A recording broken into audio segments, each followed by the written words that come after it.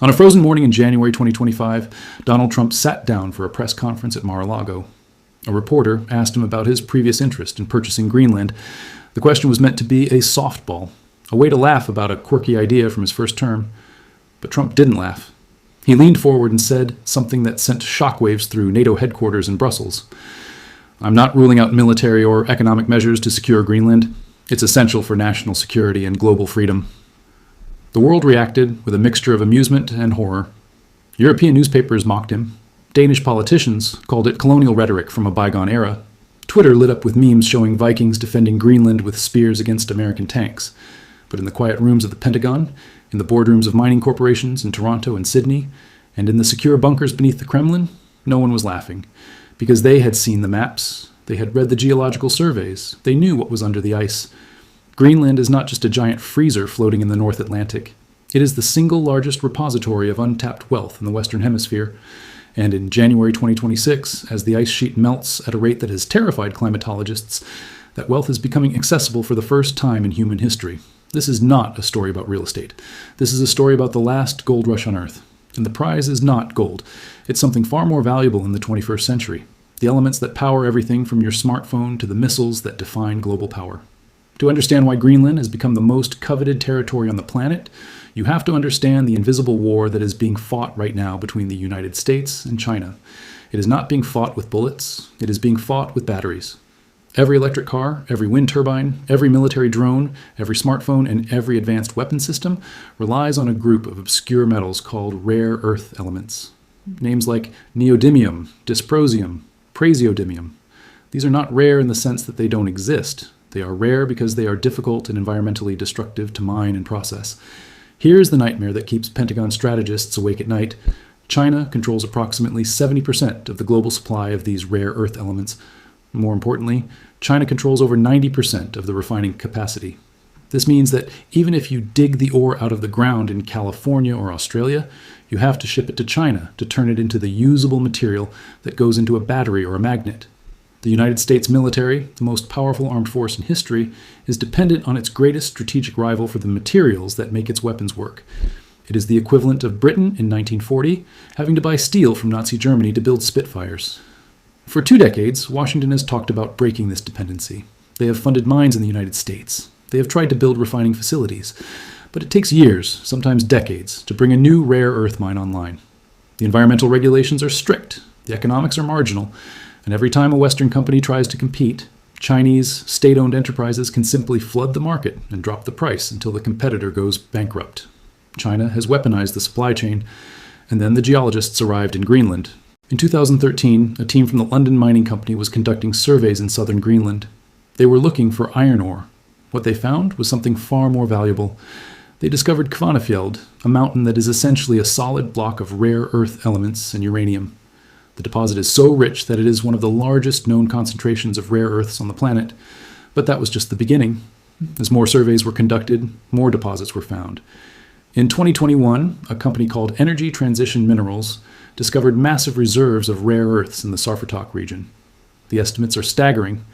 Geologists believe that Greenland may contain deposits worth over $500 billion at current market prices. But the real game changer is not what is under the rock. It is what is under the ice. For thousands of years, Greenland's interior has been locked beneath an ice sheet that is up to 3 kilometers thick. But that ice is melting, rapidly. Satellite data from NASA shows that Greenland is losing approximately 280 billion tons of ice per year. The ice sheet is retreating. And as it retreats, it is revealing geology that has never been surveyed. In 2023, a private exploration firm using ground-penetrating radar discovered what they believe is a massive copper and gold deposit in the newly exposed areas of the northeast coast. The region is so remote that no human had set foot there until the ice melted enough to make it accessible. Greenland is not just about rare earths. It is about copper, zinc, lead, gold, platinum, uranium, and rubies. It is about oil and natural gas reserves along the continental shelf that were previously locked under sea ice. The U.S. Geological Survey estimated in 2008 that the waters off Greenland could hold up to 31 billion barrels of oil and 86 trillion cubic feet of natural gas. At the time, the technology and economics made it impossible to drill. But in 2026, with new floating rigs and higher energy prices, those reserves are moving from theoretical to practical. The strategic location of Greenland makes this wealth even more valuable. Look at a map of the Arctic. Greenland sits at the crossroads of the New World. For centuries, the Arctic was an impassable frozen wasteland. The fabled Northwest Passage, the sea route connecting the Atlantic and the Pacific through the Canadian Arctic, was a graveyard of lost expeditions. But in the last decade, that passage has started to open.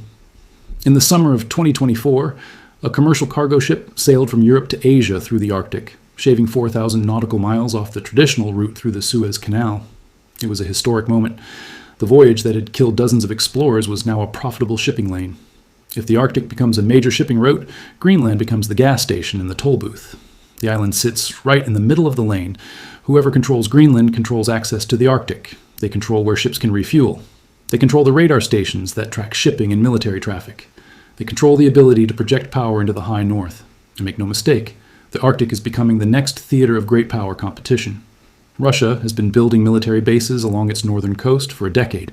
China, which has no Arctic coastline, has declared itself a near-Arctic state and has been investing billions in icebreaker ships and Arctic research stations. China and Russia are not spending this money for scientific curiosity. They are positioning themselves for the resource bonanza that will come with a melted Arctic. This brings us back to Donald Trump. When Trump first floated the idea of buying Greenland in 2019, the media treated it as a bizarre distraction. But Trump was not thinking like a politician. He was thinking like a real estate developer. He saw an undervalued asset controlled by a weak owner. Greenland is technically part of the Kingdom of Denmark, but it has been a self-governing territory since 1979. The population of Greenland is only 56,000 people. More people live in a single neighborhood of Brooklyn than on the entire island. The annual GDP of Greenland is roughly $3 billion.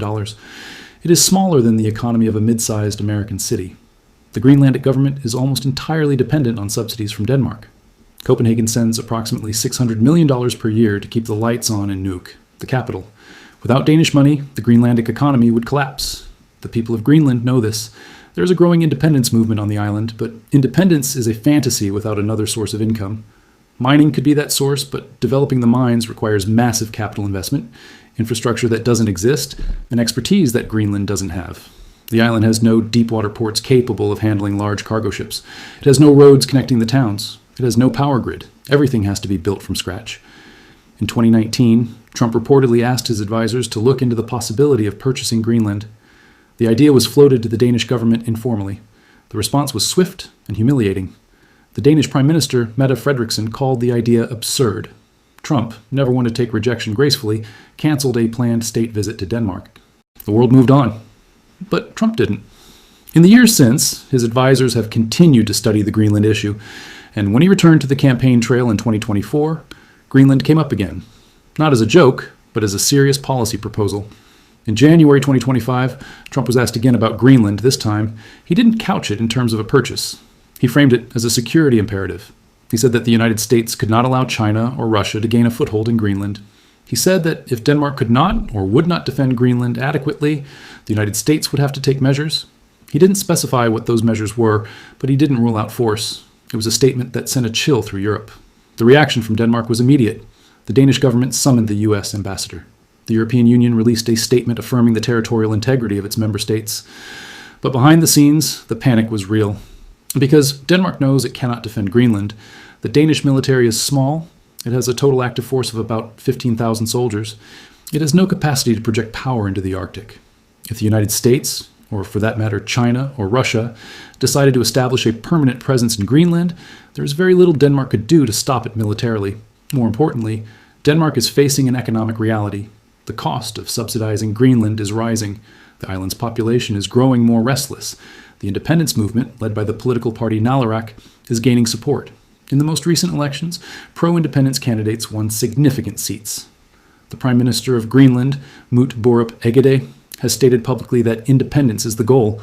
But independence requires money. And the only entities in the world capable of providing that money on the scale needed are the United States, China, and perhaps the European Union. This is where the negotiation becomes real.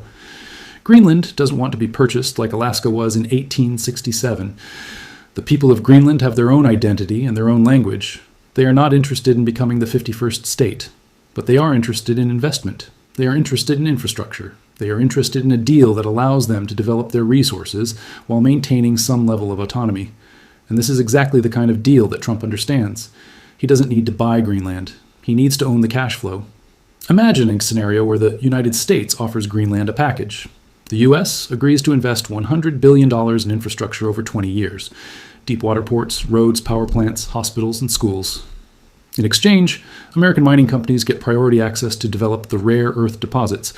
The U.S. military gets to expand the existing base at Thule and establish additional facilities. Greenland gets a massive economic boost and moves toward independence from Denmark.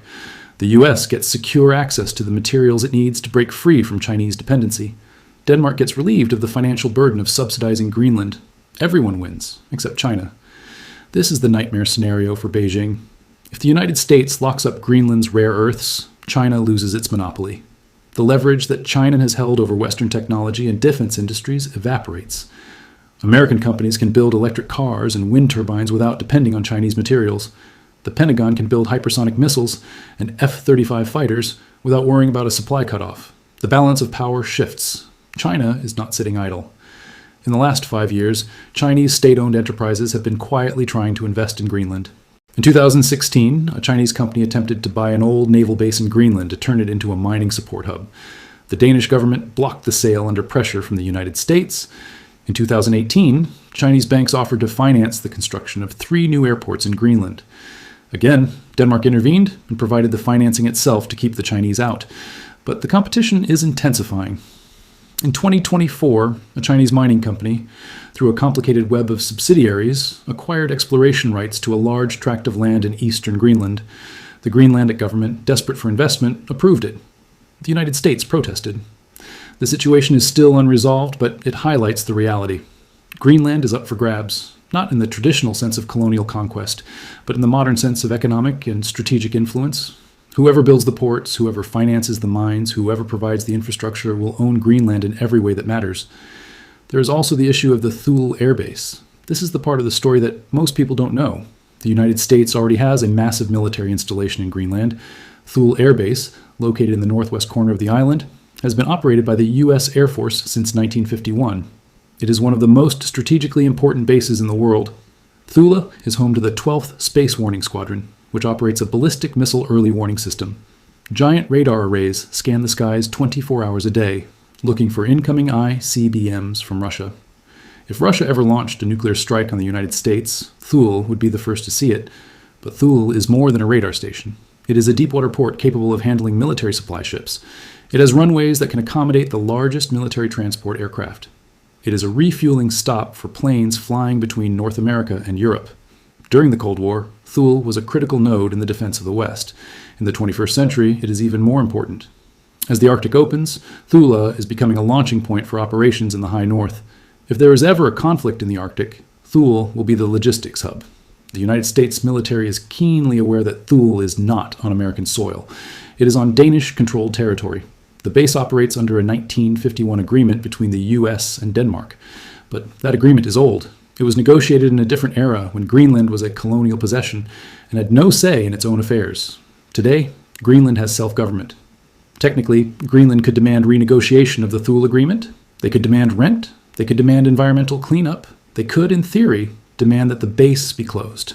This is a legal nightmare for the Pentagon. The easiest way to solve this problem permanently is to bring Greenland fully into the American sphere. Not as a colony, but as a partner so deeply integrated that the question of Thule's status becomes moot. This is what Trump's advisors are thinking. They are not thinking about planting a flag and claiming territory. They are thinking about writing checks large enough that Greenland voluntarily aligns with Washington.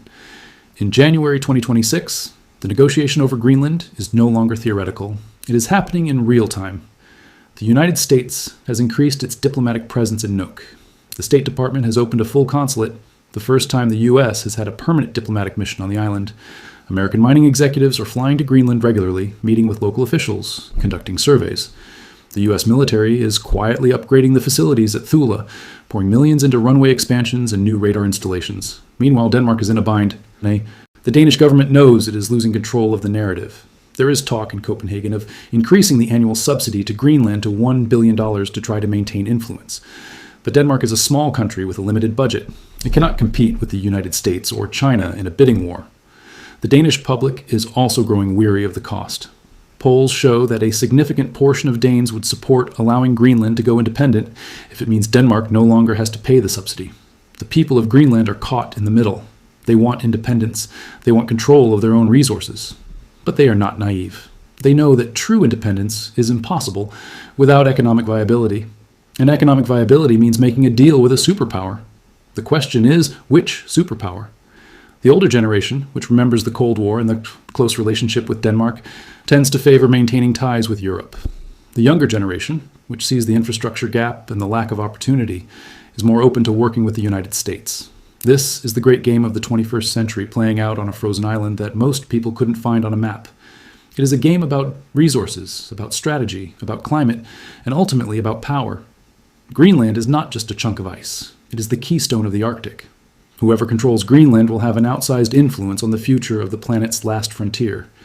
And the United States, under Trump's second administration, has made it clear that it does not intend to leave that control to chance. The historical parallel is striking. In 1867, the United States purchased Alaska from Russia for $7.2 million. At the time, critics called it Seward's Folly, named after Secretary of State William Seward, who negotiated the deal. People mocked the idea of spending money on a frozen wasteland, but Alaska turned out to be one of the greatest strategic acquisitions in American history. It contained vast reserves of gold, oil, and natural gas. It provided a buffer against Russia. It gave the United States a Pacific presence. Today, no one questions the wisdom of buying Alaska. Trump sees Greenland as the Alaska of the 21st century. He sees a frozen asset that everyone else undervalues. He sees a chance to secure resources that will power the next century of American dominance. He sees a way to outflank China in the most important technological competition of our time. And he sees a seller, Denmark, that is exhausted and ready to negotiate. The question is not whether the United States will increase its influence in Greenland. That is already happening. The question is how far it will go and what it will cost. Will it be a soft acquisition through investment and partnership? Or will it be a harder play involving economic pressure on Denmark and direct appeals to the Greenlandic people over the heads of Copenhagen? The signals from Washington suggest that all options are on the table. In the end, Greenland will not be conquered. It will be bought, not with a single check, but with 1,000 contracts, with ports and power plants, with jobs and schools, with the promise of wealth that has been locked in the ice for millennia. The ice is melting, the wealth is emerging, and the scramble has begun. The United States spent the 20th century fighting to secure access to oil in the Persian Gulf. It toppled governments, launched invasions, and spent trillions of dollars to ensure that American allies controlled the spigot. In the 21st century, the prize is not oil. It is rare earths, strategic minerals, and control of shipping routes through a melting Arctic. And the battlefield is not the deserts of Iraq. It is the glaciers of Greenland. Donald Trump, whatever one thinks of his politics, understands leverage. He understands that real power comes not from military might alone, but from controlling the resources that others need. He looked at Greenland and saw what the generals saw, what the geologists saw, what the bankers saw. He saw the future. And in January 2026, that future is being negotiated in quiet rooms in Washington, Copenhagen, and Nuuk. The world laughed when Trump said he wanted to buy Greenland. They are not laughing anymore, because they have finally read the maps. They have finally understood the stakes. Greenland is not a joke. It is the most valuable piece of real estate that no one owns outright. And in the brutal logic of geopolitics, that makes it the ultimate prize. Subscribe now and stay ahead. When history is written, you'll be one of the few who saw it coming. If you think there's something we missed or a topic you want us to cover, let's discuss it in the comments.